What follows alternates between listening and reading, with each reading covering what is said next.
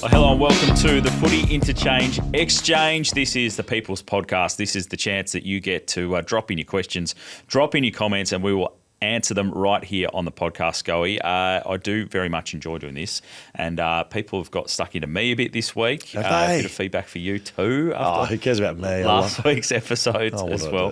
But we're going to kick it off. You did reference it, I think, in the main podcast this week. Yeah. But the audio that has come through from one of our listeners and supporters. Hey boys, at the Western Derby preview party here at the Leaderville Hotel. Going to find myself $14.50, the cost of a stone and wood pint here. Had Adam Papalia walk past us and wanted to thank him for a good show. Accidentally called him Skeeter. Sorry, Paps, you got far more hair than Skeeter. I promise I'll have one less pint left on. Cheers, boys. Bye. That was brilliant. That was actually the couple it was the Freo and West Coast couple sitting off to the right-hand side. So I just went up to chat to him and he was in the middle of finding himself. And I was piercing myself. So good. I hope he had an extra one instead, or maybe two. It was very funny because then I went back to chat to him and I think he was so embarrassed he just didn't want to chat anymore. He was shattered. He was a huge Adam Papalia fan. He's called you Skeeter. It's like calling me Matt Pavlich. He'd been watching Skeet on stage for 2 hours talking. I jumped up there for a short quiz and then he's butchered it. But that's all right. Thanks for supporting the show. I enjoyed your work with the fine there as well. Thanks for coming down. It was a good night, actually. It sounds like, and tell me if I'm wrong, because I've seen the same thing happen to Mark Reddings. Sounds like your involvement on this show, you're just getting a bit more public notoriety. I actually was involved in a photo on the night. Yes. Yeah, mate, can I get a photo? You know, yeah, mate, yeah, another one, of course. Right. And he goes, no. Can you get Paps? I need Paps in the photo. So I'm seeing a bit more of that. Yeah. A bit more pap time. Do you think I feel comfortable doing that stuff? The paparazzi coming out from Papalia. I love it. I love it. I'm like, Paps, get over here. I'm like looking around behind like for someone else. You want me to take it? Yeah, that's what I said. That's usually my job. Like, you want me to take it? Nothing makes me happier than that stuff. More than happy to do that. Of course you are. You're both the hold best the camera man ever. or take the photo. The greatest man of all time. But no, it was good. It was good to get down there to the Leaderville Hotel. It was a good event, actually. So thanks very much to everyone who came down. Let's get into some of these questions. This one from Maddie says, who would you rather be this weekend, Melbourne or West Coast? West Coast facing a fired-up D's or the D's who will be shitting themselves if they lose to a generationally bad Eagles, sans Harley Reid? Well, you'd have to say you'd rather be West Coast, really. I mean, they're just literally not 1 second of expectation that they do anything in this game. They've lost their best player. They've won 1 game this year. They're going on the road to Melbourne. They have 0 expectation. Melbourne, as the questioner said, they lose. Their coach will get sacked Monday. If they lose to West Coast, Simon Goodwin will be sacked on Monday. That's my guarantee of the week. That's your guarantee. Have your guarantees gone lately? Yeah, no, not well. But lucky our partners, and I won't give them they're getting plugs all over the place, Homo Solar. But, they can guarantee things like saving your money. But like sometimes my guarantees don't get up. You might be on the money with that one. They'd want to put in a good performance the D's after a bad week. What do you think would happen if Melbourne lose to West Coast on the week? You think it's going to be all good? Simon Goodwin, I'd go for it, mate. Continue on. The supporter base, which is already disgruntled, would be even more so. Yes. So, yeah, watch that space. But a bit like last week, you were trying to spout that West Coast were going to win the Derby. I was just giving something to talk about because otherwise we would have just sat I there. was trying to be realistic. I was trying to be realistic about it. Boring, mate. Yeah, maybe. Realistic's boring. Accurate. It's no fun.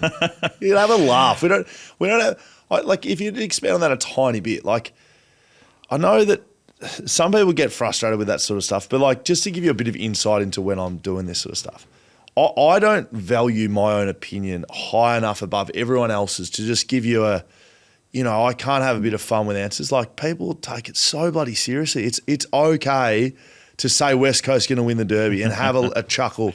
And like, surely people aren't taking what I have to say like above anyone else. Like, I just don't understand that. I think it's ego driven. Like, I really don't care that much about what comes out of my mouth, and I have fun with it, and it's okay. I'll give you some insight, but sometimes you don't have to be right all the time. It's all good. I knew you were taking the piss last week, and it was quite funny watching a few of the SMSs roll through. People were just ravaging me. It's like, who cares? Friday Night Footy on the radio. speaking of having a bit of fun with things, Mark Edwards, who's sent this one through, says, with Reilly injured, does that mean West Coast's chances of making the finals are gone? Asking for a friend. So that wasn't Dan Cons. Mark is gracious, a mate. very, very big Freo supporter. Yeah, so no chance, Likes unfortunately. to stir the pot. Can guarantee that. A few others coming through. We were talking about the showdown and just about the rivalry and how big it was.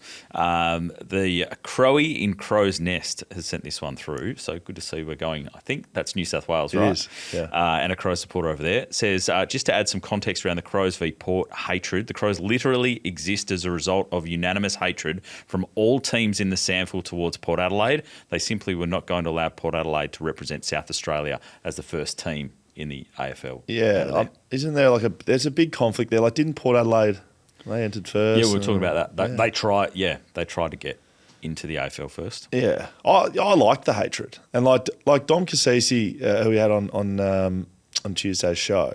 Like, he's joking, but he's also like half serious. I'm sure he cops it.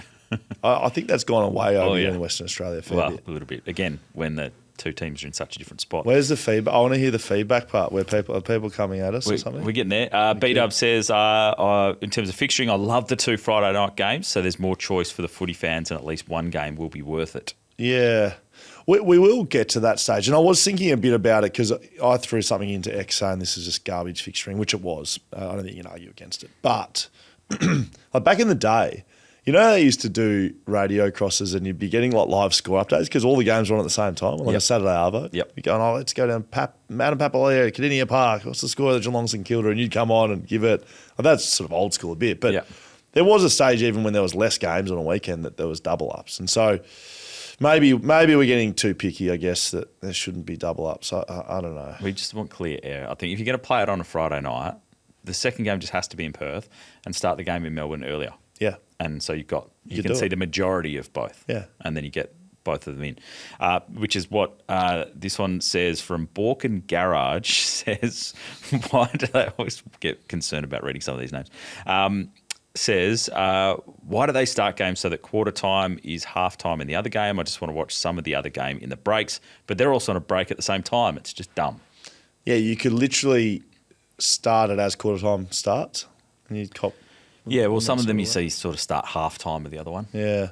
Yeah. It's hard though because it's different timings between quarter time and half time. There should have been a bigger gap on Sunday. Yeah.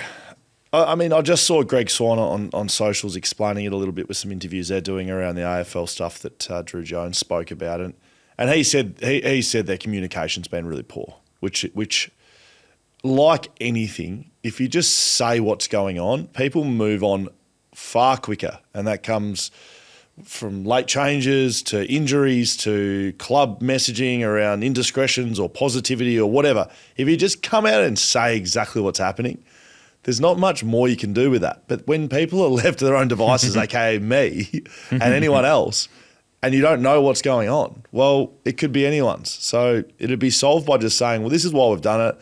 This is the reason. And then you're either going to agree or deny, and then you're going to move on quickly. That's it. All right. Start talking about contracts or making stuff up again. There was a lot of discussion on last week's podcast about the Eagles-Richmond game and rebuilds and who was ahead and all the fallout from that. So a little bit of feedback off that one. Baz Parks says, anyone who thinks West Coast should have won against the Tigers clearly hadn't been paying attention. Harley Reid was leading West Coast midfield of nobodies, whereas Richmond had Nankervis, Taranto and Hopper just for starters.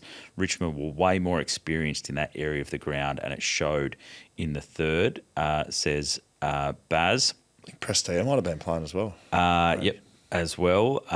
There's a few others coming through. Kind Regard says the Eagles have no hope. Has the loss of the senior off-field management had anything to do with their poor form over the last few years? Yeah.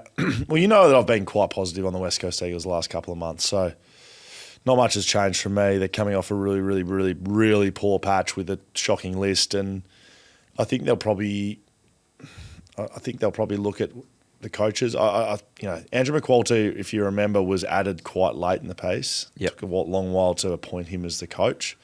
I think he'd probably... I was sort of thinking if I got a head coaching job, which I absolutely am not interested in whatsoever at AFL level, you'd want a couple of guys that you'd work with before. I don't think he really has that at West Coast right now. It'd be a pretty difficult situation to walk in if you don't have a couple of offsiders. Like Adam Simpson when he came to the club, for instance, Brady Rawlings came over, Daniel Pratt came over,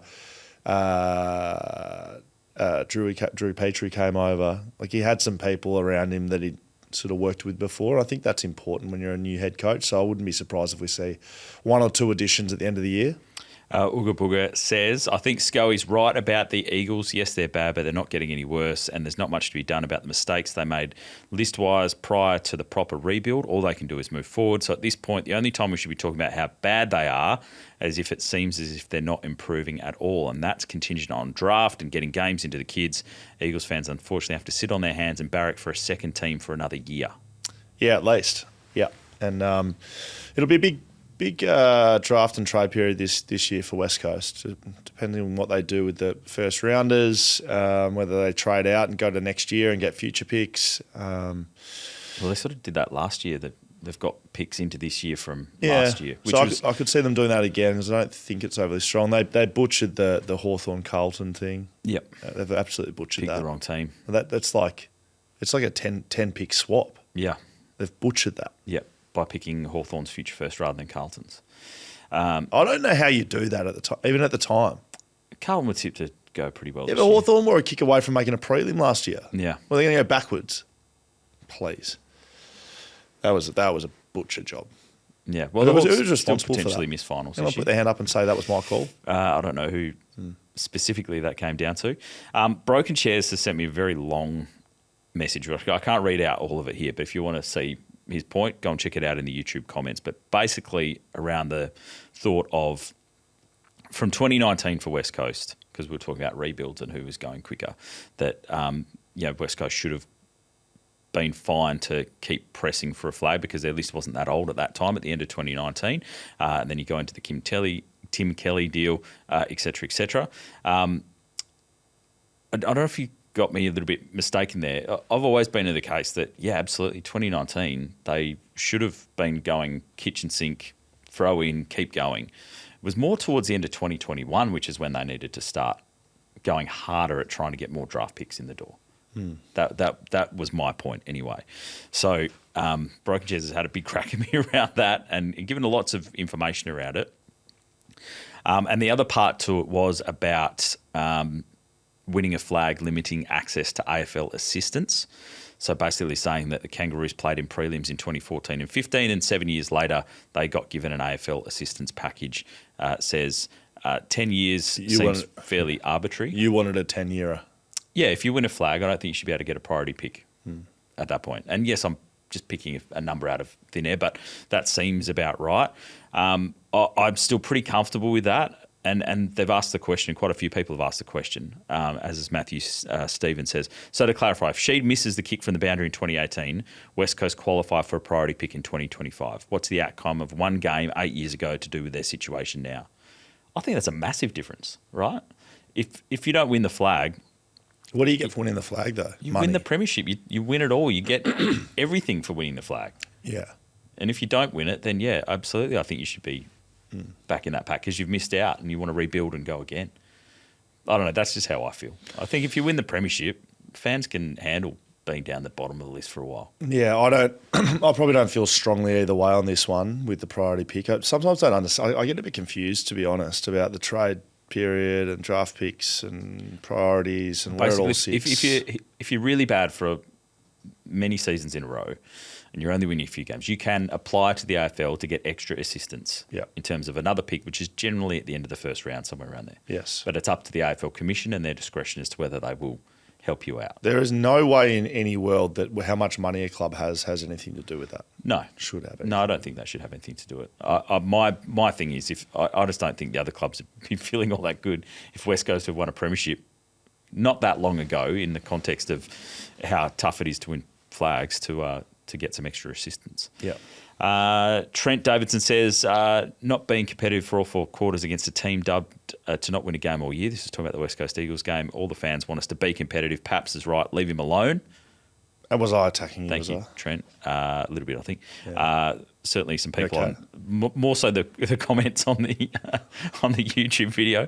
And Cattle Prod says, you can tell Will isn't a fan. His points make sense, but as an Eagles fan, it just hurts to watch the Richmond game made the light at the end of the tunnel feel even further away. Yeah, I think that's okay if I'm not a fan, to be frank. Like, I don't think it's my job to be a fan. And, yeah, I sometimes feel something I get criticised for that. It's like I'm just saying what I think. I'm not a fan. Thanks, Frank. In relation to crowd booing, Lana Woodley. Anyway. Yeah, no, I gotcha. In relation to crowd booing, Lewis says, I totally agree with Paps here. Booing champion players is footy's version of the tall poppy syndrome, which is a shameful aspect of Aussie culture. Trying to bring down high achievers stems from an inner security and it's ugly. We should be better than that. Yeah, but we're not, unfortunately, and I don't think you're going to change it. And we forecast the booing of Harley Reid last week on the show. And I don't have a great deal of an issue with it. I don't have as much of an issue as others over it. I think people are going to do it and they're going to get stuck into it. You know, that's on you, and you don't have to do it. It's sort of like, you know, people whinging about things that are on TV or radio and having a big issue with it. Just turn it off. So if you don't want to boo, just don't boo. It's other people are booing. Don't boo. If you don't like it, you don't have to boo. I think the booing started before the Jaguar O'Meara incident. Is that right? I think it was right from the very outset, wasn't it? Yeah. Every time we went near it. Yeah. But that's like I'm not going to sit here and criticise. I'm not a fan, remember, so I'm not going to sit here and criticise if people want to go to the footy and boo and drink piss and do that. Just don't offend anyone. Like, you know, actually offend someone. Booing's not offending anyone. Doesn't do anything. Colby says, if Harley Reid didn't act like he does on field, maybe supporters wouldn't boo him. This is from a non-booing Freo supporter. Well, there you go. A non-booer. That's good. A non-booer. A non-booer. Well, I think that's a lie, but yeah, sure. And the last one from Sam says, maybe the reason Fremantle fans boo Harley Reid when he gets the ball has something to do with the first derby where he tallied 19 disposals and kicked 3 goals and had a Mark of the Year contender. If you ask me, Freo fans should have booed Elliot Yeo that day as he was best on ground for the derby, but he didn't play, so Harley unfortunately was the target. I find it bizarre. I personally find it bizarre, but I'm not going to stop you. You can do whatever you like. It's just like hilarious. Like someone gets the ball, like, boo, this guy sucks. As I said last week, he's good, but he sucks. If someone does something on the field, in the game, fair enough. But don't just start booing them because they're a good player. It used to happen all the time. James Hird came to Perth. It was a Perth thing. Nathan Buckley came to Perth. It's a West Australian thing. I reckon it might be. So dumb. Tell me if I'm right or wrong, please. Get stuck into me again on the comments. He's booing West Australia. No, booing the good champions of the other team. He's booing good players. Simply because they're good. Nothing says West Aussie than not being able to merge and booing good players. Does that happen more here than anywhere else, or does it happen everywhere across the AFL? Please let me know. Great. Schoey, that's been the Footy Interchange Exchange. We did well, mate. Get your tickets to the BackChat bus. Sign up as a patron on Patreon. It helps us bring you all the good stuff that we do. Might even get me some sleep at one stage or another. I'm going to need it for the weekend. But, yeah, come join us on the bus. We'll call past Paps' workplace in East Perth and we'll abuse him from the street. Sounds good. Throw some shelters down while we go. And you can press on. Thanks, Yeah, go get some BackChat ales. Yep. Yeah, do that. Nice drop. Dry July is pretty much finished, which is good too for me. Thank you very much, everyone. This has been the Footy Interchange Exchange.